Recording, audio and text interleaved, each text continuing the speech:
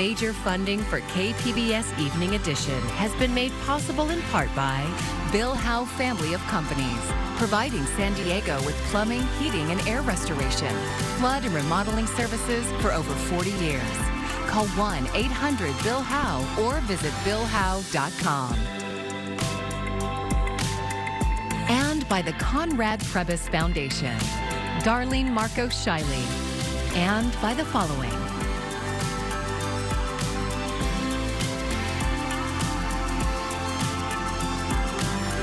And by viewers like you.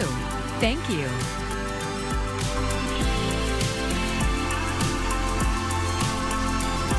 Thank you for joining us. I'm Maya Trabulsi. San Diego is one of the safest big cities in the United States, according to crime data collected by the San Diego Police Department. But a certain type of crime is on the rise here, and that is hate crime. KPBS reporter John Carroll says there's a new effort underway to stop crimes where hate is the motivating factor. San Diego Police Captain Juan Sanchez laid out the situation in stark terms this morning. Last year alone, the city of San Diego saw a 73% increase in hate crimes citywide. And over the last 3 years, Hillcrest has been the beat with the most hate crimes. A news conference featuring 2 members of the San Diego City Council and other local leaders was held right where one of those hate crimes happened, Rich's Bar on University Avenue. One man was injured after being shot by a pellet gun in front of the bar last May. No one has yet been charged in that crime, but a 19-year-old is facing charges in another attack earlier this month in Hillcrest, another series of pellet gun shootings where at least 4 people were hurt. Councilmember Raul Campillo says when it comes to hate crimes, there are resources available to help victims. One key tool is California versus Hate. It's a free, confidential service that's available in over 200 languages. The service allows you to report hate incidents and connect with trained professionals who know what they're doing, who can give you legal help, mental health help, financial resources, and mediation services. You can access those resources at californiaversushate.org. That's CAVSHATE.org. Councilmember Campillo's district includes Del Cerro, where earlier this year, anti-Semitic flyers were placed around the neighborhood. He says that incident convinced him to get the word out that San Diego will not tolerate hate crimes. Hate directed against the Jewish, LGBT, black communities, that's nothing new. But part of the point here this morning is that hate in this day and age knows no boundaries, and it's important to stop it at the source. It's like we take steps forward, and then we take steps back. Nicole Murray Ramirez is a longtime Latino and LGBTQ community activist. I would say in the last 8 years, the rise in hate and the lack of dialogue and of people coming together is just astounding. I would think that our country and our nation would learn that what's made us the great nation we are is our diversity. A bright spot? Hate crimes statewide fell from 2022 to 2023. The hope of these leaders is that that trend can take hold here in San Diego, and soon. John Carroll, KPBS News. 2 people are under arrest and an investigation is underway after a small plane landed on State Route 76 in Oceanside. Police say the plane experienced engine failure and made an emergency landing near Canyon Drive just before 2 o'clock this morning. The 2 occupants were not hurt, but they were taken into custody after police say they found illegal drugs on board. During the investigation, they observed one of the individuals discard a backpack into nearby brush, which obviously raised concern to one of the officers. The subsequent investigation to that revealed approximately 1 kilo of suspected cocaine in the backpack that was discarded. The identities of the 2 suspects have not been released. Meanwhile, the Federal Aviation Administration is investigating what led to the emergency landing. I'm Ariella Scalise, and coming up tonight on KPBS News, we're talking about low clouds near the coast. That's going to happen through our nighttime and our morning hours, spreading into the valleys. And eventually, we will be watching a warming trend through the end of the week, into the weekend, and even into early next week. But I'll let you know when temperatures will come back down. That's all coming up tonight. Well, Helene is now a major Category 4 hurricane, one of the largest storms to come out of the Gulf of Mexico in the last century, and is expected to make landfall in Florida's Panhandle. And as Michael Yoshida reports, state officials are changing their messaging from evacuate to shelter in place. Every minute that goes by brings us closer to having conditions that are going to be simply too dangerous to navigate. The National Weather Service is using another term, unsurvivable. When it comes to the storm surge, Helene is expected to unleash on parts of the Florida coast in the coming hours. If it's 20 feet like they're saying, it's going to change the landscape in Franklin County, I can assure you that. Franklin and Taylor counties are in Helene's expected landfall zone. But for much of Florida's Gulf Coast, mandatory evacuations have been in place since Wednesday, with state and local officials imploring residents, leave while you can. Some people have made decisions that they're going to hunker down, even though they were requested to leave. Regardless of that, the governor says rescue crews are standing by. If there's people that are going to be in distress, we're going to be there to be able to assist in those efforts. Their message now, survival. If you hear trees snapping around your home, treat it like a tornado. Get to an interior portion of your home, get as low as you can. And silence, officials warn, doesn't mean safe. What that actually means is you're in the eye of the hurricane. All right? Do not go out and survey damage. An eye that could be up to 50 miles wide, with more catastrophic conditions less than an hour behind it. Helene is expected to roar up the southeastern U.S., with impacts felt as far north as D.C. in the days ahead. Right now, along with Florida, Georgia, the Carolinas, and Virginia are under a state of emergency. In Steinhatchee, Florida, Michael Yoshida, KPBS News. The Miramar Air Show takes flight tomorrow. KPBS military reporter Andrew Dyer got an early look and has more on what to expect this weekend. Things are quiet now, but over the next 3 days, officials expect hundreds of thousands of people to fill these grandstands. This year's air show again features all sorts of military and stunt performance aircraft. Base Commanding Officer Colonel Eric Herman says he's excited to welcome the community onto the base. They are going to see some things that will hopefully knock their socks off. The aerial performers, both civilian and military.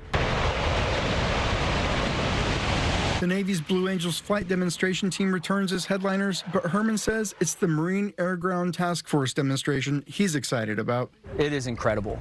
So you will see every complement of aircraft that we fly as Marines. You'll see the Hornet, you'll see the F-35, you'll see our Cobras and Hueys, you'll see our Ospreys and 53s. The show's billed as the largest military air show in the world, and looking around the flight line, it's hard to dispute that. Herman says planning for an event of this size takes all year.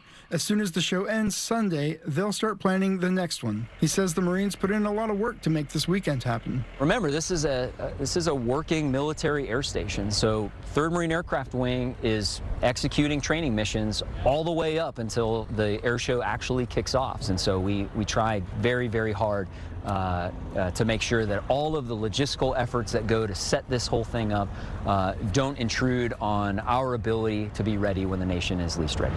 It's going to be sunny and it's going to be loud, so I recommend sunscreen and earplugs. The Marines say everything else you need to know is on the air show's website. Now, the show runs Friday through Sunday and admission is free. Andrew Dyer, KPBS News. I'm Amna Nawaz. Tonight on the News Hour, Florida braces for impact from Hurricane Helene. That's coming up at 7 after Evening Edition on KPBS.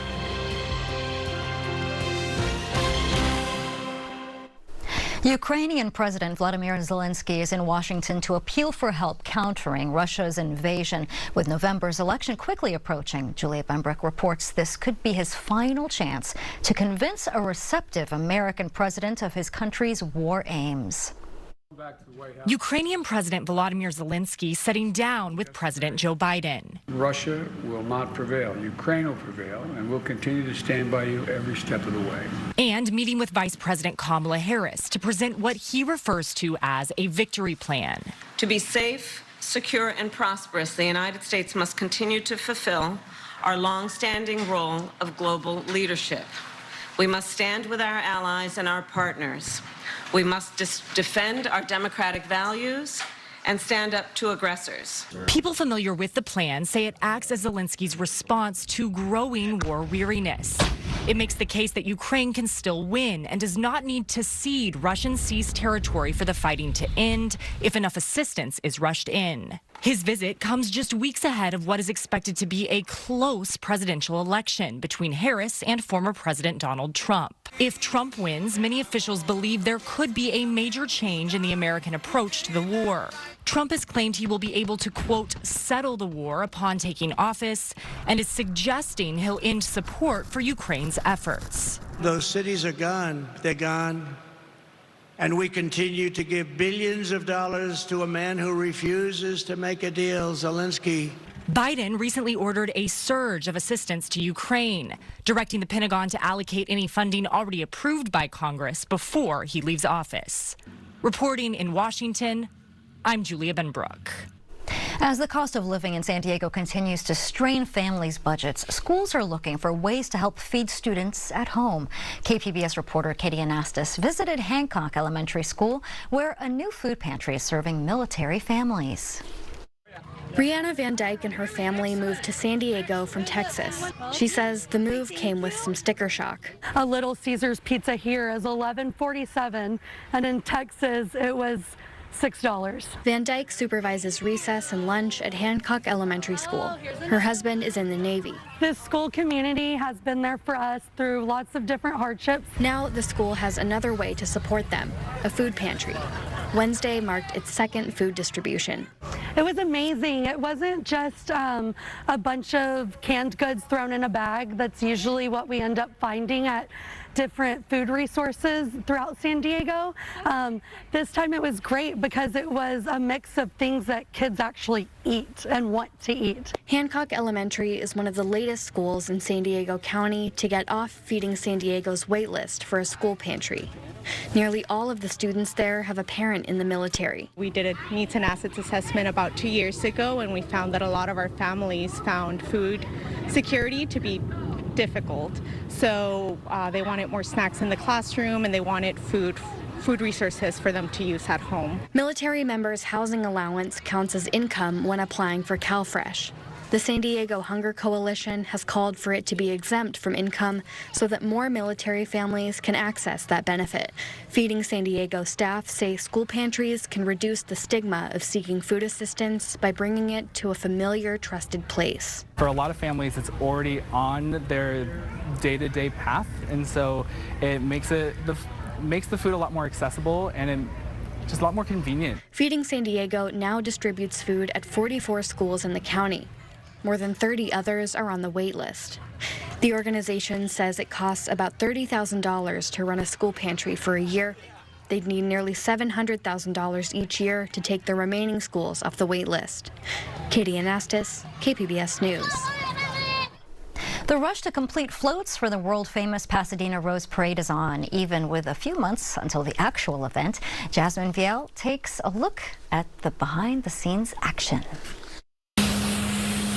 There is no job too small or big for workers inside the Suzusa warehouse. We're going up. 22-year-old Alex Goodman is one of the dozens of employees with Artistic Entertainment Services rushing to meet a very important deadline. Shooting this stuff on, yeah, it's go time for us. He is helping build 15 of the floats for Pasadena's long-running Rose Parade. It's here, especially with more floats this year than we had in previous years. We're already busy. First batch of floats is going to be going out here in a month or so. This is the San Diego Zoo.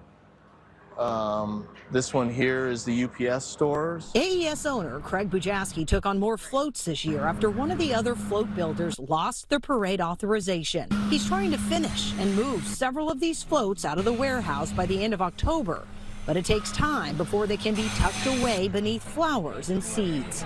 Louisiana has a house on it, and it's actually sitting on top of a large crocodile, and the crocodile will be animated. Here's the tail. Craig has been building floats for the Rose Parade for decades, since the 1980s, and once again, his floats and many others will be rolling down Orange Grove Boulevard to Colorado, 8 a.m. on January 1st. Yeah, it's cool to see it on TV. It's cool to be a part of it, something that I grew up watching, and now I get to be hands-on with almost each and every float. As millions of people around the world will also watch as the floats glide past on New Year's Day, but not nearly as many see the work. that goes into transforming these artistic visions into reality. And it's time now to meet a San Diego man who has transformed his front yard into something extraordinary. He decided to do something big, but in a small way. And as Ken Kramer shows us in this story about San Diego, the result is a little bit amazing. And then in Valencia Park on Bonita Drive, Burnell Hopkins says all you have to do is look over the fence, and then... Uh-oh, it's a whole city down there. The city of Bonita Drive, he calls it, a town in his front yard. Streets, homes, businesses, all in miniature. In the beginning, I was not expecting this. This was just for fun. It all started, Burnell says, with his work. He's a DJ known as Scorpio in San Diego, but between gigs, he does construction and haul away. And the things people were throwing out to be hauled away fired his creative imagination. These were hauled away. A couple of little fire trucks nobody wanted and some scrap wood, and the town has a fire station. A cast-off toy semi, there's your postal delivery depot. The sidewalks came from old bedboards and baseboard. Silva's place here was once part of a dresser. I cut that in half and made it the rooftop. His tiny city kept expanding. Now there were retail outlets, restaurants. Well, he had to come up with names for all of them. He started with relatives. Cousins, uncles, nieces, brothers, sisters, my kids, my wife's side of the family. But it didn't stop there. There were streets to be named and schools. And so Martin Luther King Junior High School, of course, we know what he did. Malcolm X College, we know what he did. Harriet Tubman, we know what she did. Soon, this city of his creation had grown to where it took over most of his front yard and began to take on its own personality. Looking for a place to eat? Oh, wow. There's several places where you can get a bite to eat at. You got Buddha's Fried Chicken, you got Virginia Soul Food, you got Lefty's Pizzeria, you got El Paisa Taco Shop, you got Fanny Hopkins Soul Food, you got Sally and Bob's Grill and Go. And who would be the mayor of the city of Bonita Drive? Well, I guess I'm the mayor. I'm the mayor. I'm the giant of the city, so yeah, you know. And as mayor, he's pretty much proclaimed the whole town to be a place of harmony. Yes, please, everybody gets along here. There's no trouble.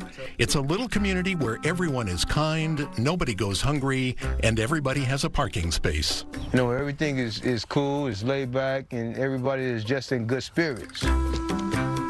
Fashioned from things that otherwise would have been just tossed away, it is Burnell's gift to anyone in the 5600 block of Bonita Drive who will take the time to look. I've heard, wow, this is really cool. Wow, this is like Legoland. Wow, you know, my kids are like really, really appreciating that you got this in the neighborhood. Oh, and in case you're wondering, all the cars, they're a personal touch. He'll every once in a while buy a few and add them to the town. People have to get around, you know, day and night. It exists purely because, in lots of little ways, it makes people happy. And that's reason enough.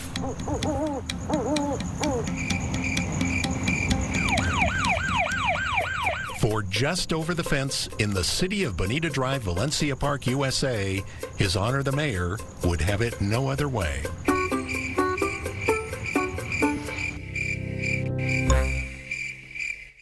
And if you want to see more of Ken Kramer's stories about San Diego, his half-hour show can be seen tonight and every Thursday night at 8 o'clock here on KPBS.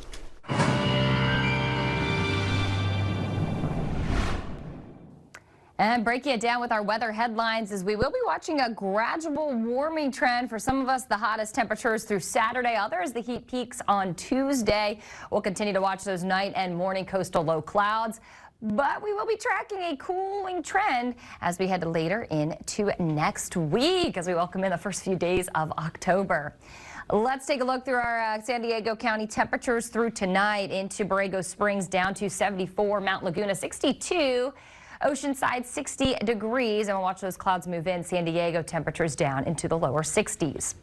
The heat really builds throughout the deserts as we head into the day on Friday. Still decent here along the coast here, and even a little bit further inland. Temperatures will be around 73 tomorrow in San Diego and Oceanside to the lower 70s. Chula Vista about 74, and then look at the heat building in Borrego Springs with a high of 108. And that's the reason for the excessive heat warnings for the lower deserts through Saturday. So please stay inside in air conditioning if you can, as the heat will continue to bake us through the weekend. Those hot temperatures spread even a little bit further closer to the coast. We'll be tracking this summer-like pattern even out through Tuesday, where high temperatures will be topping out anywhere from 6 to 12 degrees above the historical average, and this upper high does keep us dry. Let's take a look here at the extended forecast through the coast. Notice how our temperatures will be warmest as we head into the day on Tuesday with a high of 79 degrees. When we look further inland, there's that gradual warming trend, low 80s before the upper 80s return as we head into early next week. For the mountains, we'll keep our temperatures into the mid 70s, but cooler weather moves in on Monday before temperatures warm back up on Tuesday. And then into the desert, some of our hottest temperatures Friday and Saturday will come down a bit Sunday and Monday, and then Tuesday back to 107. For KPBS News, I'm Mariella Scalise. For some people, creating nightmares is actually a dream job. KPBS arts reporter Beth Accomando wants to kick off the fall season by introducing you to a guy who scares people for a living. Greg DeFada and I just bonded over making people pee their pants. That's an emotional response there you're getting, and you know, that's the crown jewel. See, we both run haunted houses. I'm a home haunter. And DeFada has been running the epic haunted trail at Balboa Park for 25 terrifying years. Sometimes I'll be in my office at the trail and I'm just listening, and you can just hear groups screaming and then laughter. It's simply the best. And walking around the trail before it's open makes me giddy with delight, like sneaking into a toy store. We've lost Beth. DeFada has created 2,000 scare rooms over the years, and he's passed on his love of haunting to his son, Dylan. So I kind of got the privilege of experiencing each role, you know, from the sound, lights, air, power, build, front of house, back of house, tech, you know, everything. And I have had grown men pass out in my arms just from the anticipation. You won't find me passing out at a haunt, but you will find me gleefully appreciating all the work and creativity that goes into them. That's a lot of work. I love that Greg lets me see his haunt, not just in progress, but also in broad daylight. Everything is so bright right now. It doesn't feel scary. At night, this whole area is really dark. So we can just show you what we want you to see, and it makes a world of difference. The haunted trail is a mile long, and this is just one of probably 20 different scenes that we build. We have about 21 days to build the trail. We do pre-build all year round, but when you get here, that's when the magic starts to happen. We try and figure out what we have available, and then we build on that. New this year is a mine shaft with a great soundscape and opportunities. We can scare from above, we can scare from all over. So what we try and do is, in an area where we want to scare someone, maybe at least get 2 good scares out of them, we'll build 6 elements in it that maybe they saw scare 2 and 4, but 1 and 3 is going to really get them. Dylan was born into haunting, so he's well-versed in scare tactics. From designing so many rooms over the years, you start to realize where you need your distractions, you need your spot for your actor to be able to disappear in the right moments and then reveal for scare or something. You can really find inspiration anywhere, and working through that to find your horror product that's going to have repeatability every night, that's going to have some wow and awe factor to it, and it's going to work with the actors. You're going to love the next one. Dylan also knows the physical demands of being a scare-actor. The next day, it's hard to get out of bed. You're sore. Why did I jump out of that trash can 453 times last night? Or why was I holding the chainsaw and like leaping over that barrel? But the job always scares up eager applicants. First of all, you try and find people that can just abandon their normal interview. When I say go, we're going to have you guys do your best rage zombie. Go. What we're looking for is energy and creativity. Which is also what fuels Greg and his desire to always improve the trail. We're constantly going through the rooms to see, do we need to add something? It's always a work in progress. I don't care. On the last night, we're still tweaking things. Even iconic favorites like the school bus get tweaked. This is the first time we've ever incorporated it into a room. But you'll have to wait till tomorrow night to find out exactly what that means. And hopefully, you'll let out a scream to show your appreciation. I don't think I'll ever stop running the trail because I just love it so much. And you never know if it's going to work until you're testing it live on people that had just paid you to come in. I don't want to go, bro. Creating nightmares can be a dream job. From my happy place, I'm Beth Accomando for KPBS News. What a fun story. And the Haunted Trail opens tomorrow in Balboa Park and will be scaring visitors through November 2nd. Here is a look at what we're working on for tomorrow in the KPBS newsroom. The San Diego Padres have secured a spot in the playoffs. KPBS Roundtable is talking to local sports journalists about the team's chances. And check out the San Diego News Now podcast. This month we are highlighting Oktoberfest events happening throughout San Diego County. The podcast goes live Monday through Friday at 5 a.m. and you can find it anywhere you listen to your podcasts. And you can find tonight's stories on our website, kpbs.org. Thanks for joining us. I'm Maya Triple C. Good night. Major funding for KPBS Evening Edition has been made possible in part by Bill Howe Family of Companies, providing San Diego with plumbing, heating, and air restoration, flood and remodeling services for over 40 years. Call 1-800-BILL-HOWE or visit BillHowe.com. And by the Conrad Prebys Foundation, Darlene Marcos Shiley. And by the following.